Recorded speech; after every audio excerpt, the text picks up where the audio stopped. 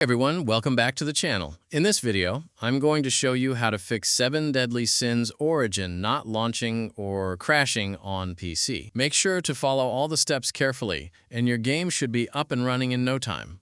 Let's get started. Solution 1. Verify game files. First, open Steam. Go to your library, locate 7 Deadly Sins Origin, right-click on the game and select Properties. Go to Installed Files. Click on Verify Integrity of Game Files. Now wait for Steam to scan and repair any missing or corrupted files. Once it's done, try launching the game. Solution 2. Right-click 7 Deadly Sins Origin again and select Properties. Go to Installed Files, then click on Browse. Find 7 Deadly Sins Origin.exe. Right-click it and select Properties. Go to the Compatibility tab. Check Run this program as administrator.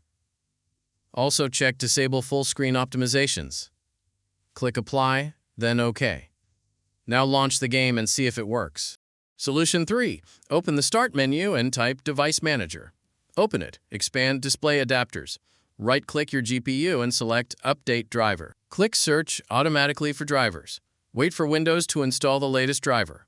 Once done, restart your PC and try launching the game. Solution 4.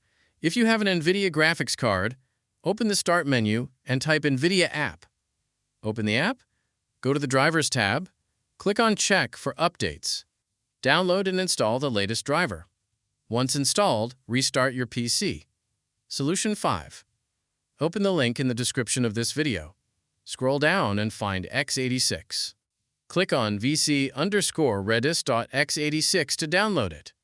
Then click on vcredis.x64 to download it as well. Once downloaded, double-click vcredis.x64. Accept the terms. Click Yes. Wait for installation. Click Close. Do not restart yet. Now, double-click vc_redis.x86.